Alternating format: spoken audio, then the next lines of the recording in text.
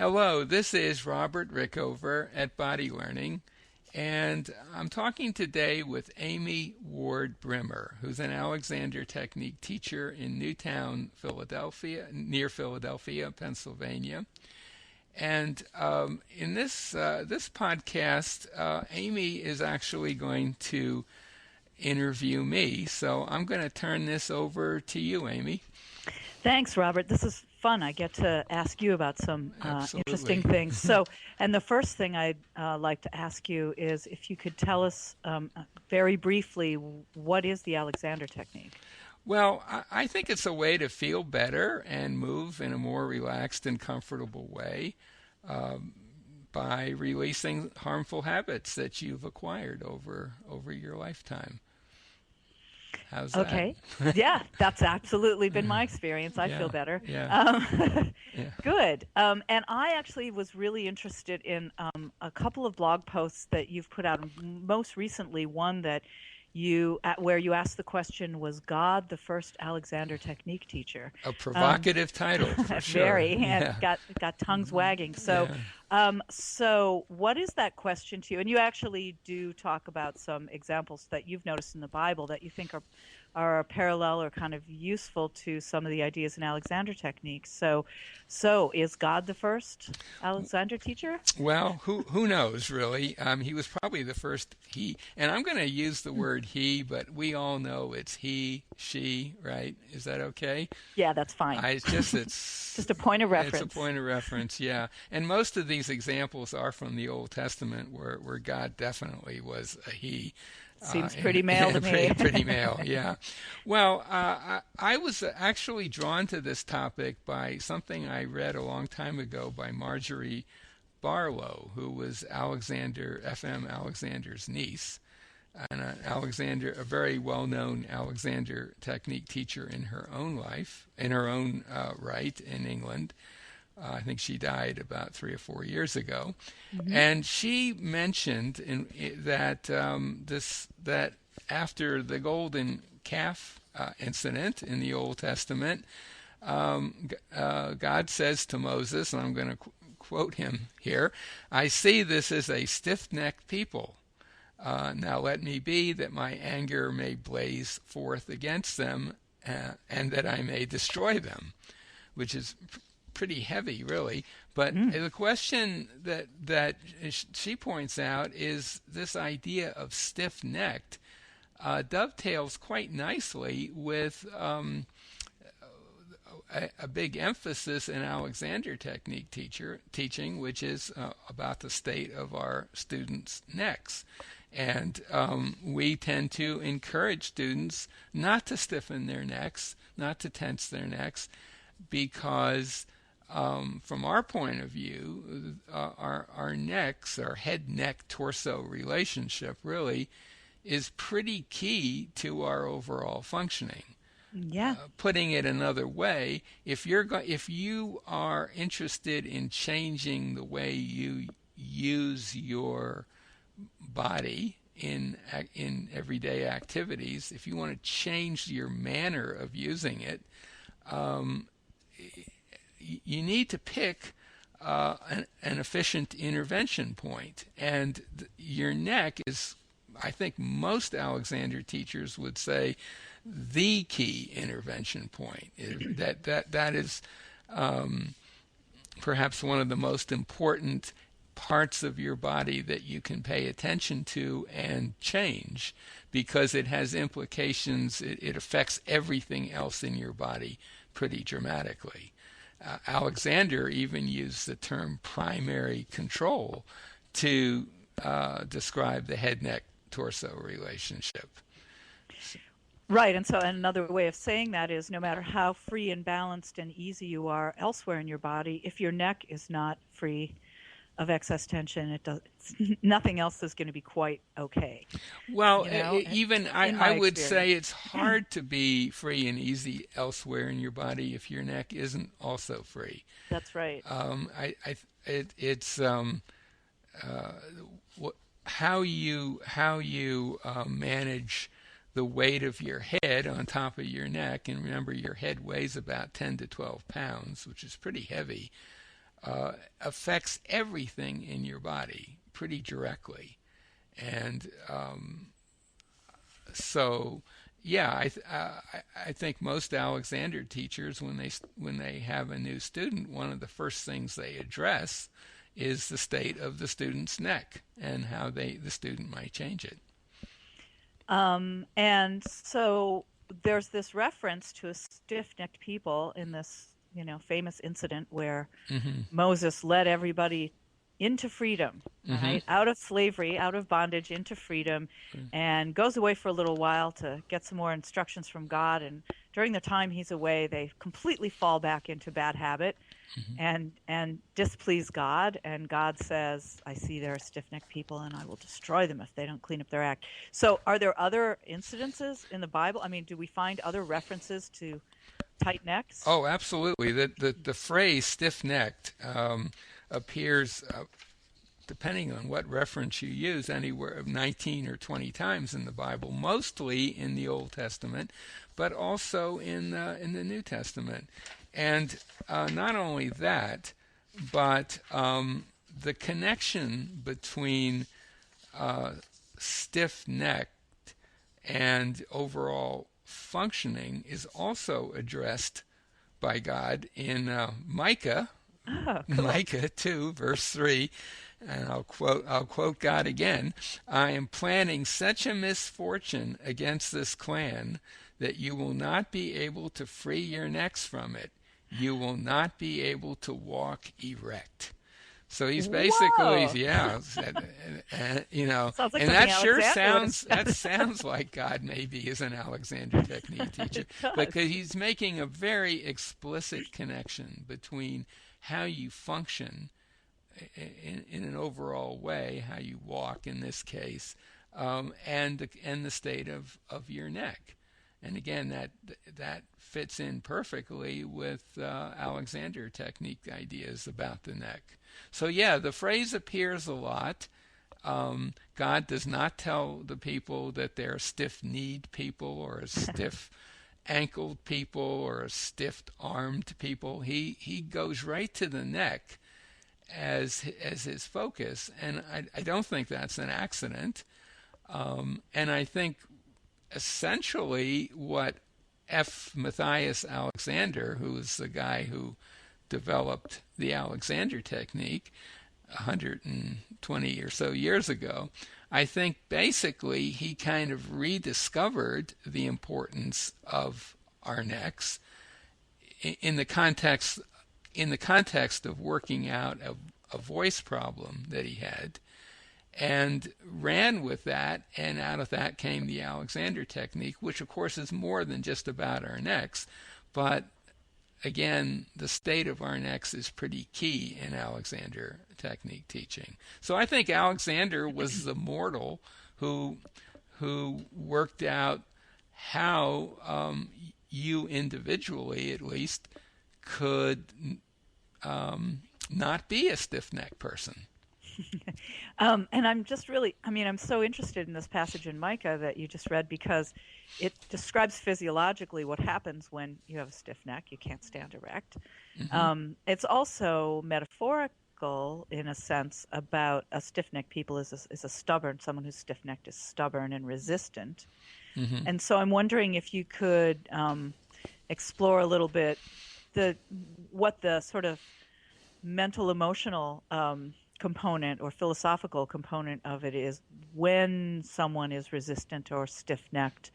How does stiffening your neck affect other aspects of your life? Right. Why might that be important to God, that we not be in that state? Right. Well, just before I do that, just one more quote from God. This is from Jeremiah, verse 26. Quote, they stiffened their necks, they acted worse than their fathers. Ooh. So he seems to be suggesting there that stiffening your neck leads to all kinds of negative aspects of your functioning. So yeah, why is it? What does stiffening your neck do beyond affecting your physical functioning? So we've talked about that a little bit. I think one way to answer that is to look around at people you know who seem to have stiff necks and ask yourself, are these people typically kind of stubborn, resistant to change, fixed in their ways generally? Or are they the kind of people that will just go with the flow and are able to adapt easily to changing circumstances? And it's my observation that they do tend, as a rule, to be a bit fixed in their ways. I don't know whether you've made those kind of observations or not. I have. I mean, aside from the fact that it's in our nature to resist what is in any given moment, and that maybe our project of being here is learning not to do that anymore. That's a general human condition. But you find that I have found that the students who have come to me with specific neck problems that aren't from whiplash or something, from an accident, Right, but from right. sort of chronically Habitual patterns. right, chronic rather than acute, tend to be the most afraid of change. And so someone who appears resistant to change or stubborn or kind of, just stiff-necked personality tends to be someone who's afraid of little changes along the way and sort of accumulates that resistance over time, and might be intellectually interested in new ideas, but real behavioral change is sometimes more challenging. And I think I guess it would be interesting to ask what might cause somebody to habitually stiffen their neck. And of course, one obvious answer is fear. Yeah. Yep. I think we all know that if something scares us, we kind of clench ourselves, squeeze ourselves, tighten ourselves in response to that. I suppose you could say that goes back to fight or flight ideas. In the jungle, the lion shows up, who's scary. It may be your best bet initially is to be absolutely still. But you don't want to stay fixed. Because you might want to run away or take action. And to do that effectively, you're going to need complete freedom in your body. And I actually think the startle reflex, which is where you lift your shoulders, pull your head back and down, but essentially try to cover the back of your neck, is a very strong primal reflex that definitely has a place. But of course, most Alexander teachers know that we are under a constant assault of stressors in our modern culture, and most people are went into startle reflex years ago and have never come out, or we're just sort of very rarely have complete relaxed easy necks. I was going to say, sadly, you can see that in young children too sometimes. Right, and that was my second thought of how do we get stiff-necked, and I would definitely look to what we do to 6 and 7 and 8-year-old young children, putting them at tables and chairs and desks all day that don't quite fit their bodies. And school is definitely a major stressor for kids. And we could do a whole series of interviews on the terrors of school furniture and forcing kids to sit for 8 hours or 6 hours a day and heavy backpacks and all the rest of it. Yes, I was feeling my neck tight just thinking about it. I mean, I'm wondering if you have anything else to share more about I'm just still interested in the sort of theological implications or what, why is it that... Well, it's not exactly a theological implication, but someone who has a pattern of stiffening their neck for many years, there really is no automatic self-correcting mechanism there. Typically, stiffening your neck for a long time cuts off information flow to your brain from the stiffened area, because the little sensors in your muscles just stop sending out messages. So a lot of people with very tight necks don't actually feel tension in their necks. They may notice other kinds of effects. They may notice that they tend to fall more easily, that moving is not as easy, but they don't necessarily feel it, and so they don't necessarily have even the thought of taking action to change it. And you might think, well, they could just look at themselves in the mirror and see themselves, but they have become often very conditioned to seeing themselves and not noticing that. So there's no automatic self-correcting mechanism, and I would see, from a theological point of view, it does seem a bit much for God to criticize them, since presumably he was the guy who set up the system in the first place. I would almost go so far as to say that God was really kind of angry with himself for not having thought this one through, and he took it out on the people. There's definitely a case that could be made for that perspective, I think. Yeah. And I'm actually, the Old Testament, I know you mentioned there's a couple in the New Testament. The Old Testament God is a pretty angry, vengeful God a lot of the time. And, if that's your God, Mm-hmm. and that's your concept of God, that you're sort of scared of God all the time, then that would make your neck pretty tight, I would think. So it is a sort of self-perpetuating system there, isn't it? Right. And so who knows what God was thinking? And of course, we know God had evolved over time. He changes dramatically as he stops talking to people after a while. And there's actually an interesting book called God, a Biography, by someone, I forget the author, but it's quite an interesting book, and it really shows how, at least in the Judeo-Christian tradition, God undergoes some pretty significant changes in terms of how he interacts with people and what his nature is. So I don't know. To me, it's just looking at it, just looking at the whole thing, it seems as though he kind of had this design flaw, if you like, and he didn't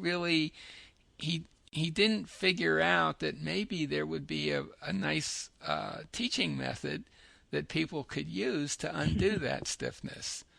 And until the late 19th century, when F. Matthias Alexander, attempting to deal with a voice problem of his, came up with such a procedure, which we now know as the Alexander technique. And that's actually, I follow the Quaker religious path, and that's what we call continuing revelation. Mm-hmm. That, we're all continuing to evolve. And so maybe it seems like it takes 6,000 years or more for somebody to figure out how to address that design flaw. But eventually, truth will be revealed. Right. And I mean, if you think about who Alexander was and what his circumstances were and where he was, he was kind of an odd choice in a way. I mean, he grew up in Tasmania, Australia, at a time in a society that was largely composed of ex-convicts, actually. In fact, both of his parents had been deported to Tasmania, from Great Britain. He grew up in very humble circumstances. He didn't have much in the way of formal education, although I think he had a pretty good tutor that helped him. Certainly, he was well versed in Shakespeare, and he did work as a reciter. He would get up in front of large audiences and recite poetry or the Bible or this and that. So and in fact, it was that reciting that some of the issues, the voice issues that came up with that reciting, that led him to investigate himself using mirrors, and that led him to discover that in fact he was tensing his neck when he was reciting, and then led him to figure out how to change that, which was no small task. So I guess you could argue that Alexander maybe God figured out how to do it, and Alexander was his chosen agent. I don't think Alexander himself would have had much sympathy with that view, but that's certainly a Probably way of not. looking at it, you know. Well, I mean, he did call this ability to recognize our interferences and what's built right into us to access that our supreme inheritance. Man's Supreme Inheritance, the title of his first book. Yes. So so he did discover maybe the underlying, what's called God in the Bible, that underlying thing that we all possess. And his brilliance, among many brilliances of his, was to find a way to almost get back to the basis of what we started with. So, I mean, I think there's a time for stiff-necked stubbornness. Certainly, doing some of the work that I do, it's good to hold your ground. But as you said, it's usually a sign of fear and resistance, and that's something that the Alexander Technique has some pretty good tools to help us unhook from. Yeah, and I think maybe fitting into that is that Alexander, I mean, he certainly his choice of titles of his books, he saw his work as being part of a much bigger project, really, and he was very clear that he was kind of at the very beginning stages of understanding how we function physically and how we can change it. He says things like, well, I hope someday that my work will be seen as a signpost pointing in a direction of investigation. He's very clear about that he in no way did he ever have an idea that he had come up with the final answer to these issues. He did come up with a pretty effective teaching technique that is used by people today, but since he died 57 years ago, there have been a lot of changes in Alexander teaching, a lot of improvements, I would say, in general. And I think that was, if you want to look at this theologically or look at it from God's point of view, maybe God's said, okay, Alexander's my guy. I'm going to get him going on this, and he's going to start things, and he's going to write some books and train some teachers, and let's see how it goes. Right. And I think, And here we are, 120 years later, both of us teachers of the Alexander Technique. Yes, and I think he was wise to know that the implications were huge and that there was no way to know how it was going to continue to flourish. Yeah, I think Alexander, he's sometimes accused of being a little too grandiose in his claims about what the technique could do. And I think maybe in some ways he was, because I think he was just scratching the surface of this immense field of self-investigation. And I think he was kind of working in the dark, really. He had to invent a vocabulary to describe what he was doing. He had to figure out words to explain to people what this technique was all about, that where there wasn't really a good language for doing it. So, I think he maybe overreached occasionally, but I think he did have a clear idea that this was much bigger than him. Like as is God, I suppose. Right. Pretty bigger than all of us or all of us put together. Yeah. So we are coming to the end of our time, and I'm just wondering if there's any other insight you'd like to add or anything you'd like to share in conclusion about how to avoid being a stiff-necked people, or well, I think of that. Yeah, I think the main takeaway would be that most people think of the Alexander Technique as a way to improve the way you function physically. So the people with back pain, performers of all kinds use it a lot. It's best known for those sorts of things, and most people who come for Alexander lessons come either because they're performers who want to perform more effectively, dancers, singers, musicians, so on, or they're in pain and someone has told them that, their pain may be related to the way they're misusing their bodies. And that's great, but there is a whole other set of reasons why someone might be interested in studying this work, based on the kind of things that we've just been talking about. That if you're tensing yourself unnecessarily, and particularly if you're tensing your neck, which is almost certainly going to carry over into the rest of your body, that learning how to release that tension can produce all kinds of unexpected benefits. I mean, it's very common for people who come for lessons, say because they're in pain, to start noticing all sorts of things that they hadn't occurred to them that the Alexander technique would help with. That's certainly my experience. Yeah, that's a very, very common experience. You hear that all the time from students of the technique. So I would suggest to anyone listening to this who is versed in the Bible at all and takes these passages seriously, that maybe they would want to at least have a couple of lessons with an Alexander technique teacher, see a little bit what it's about, maybe do some reading about it. And I think for most people, if you have 2 or 3 lessons, you'll have a fairly good idea whether this is going to help you or not.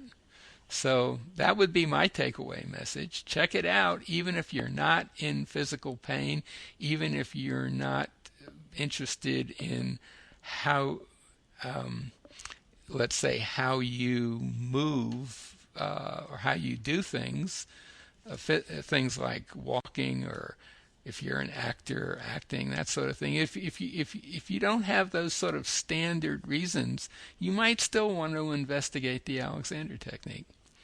And that's how I came to it. I was just curious. I'd been hearing about it, and I was just curious, and I tried it, and in my case, it really did change my life. But so I agreed. Find an Alexander technique teacher near you, and Robert will leave all kinds of resources connected to this, and give it a try. See what happens.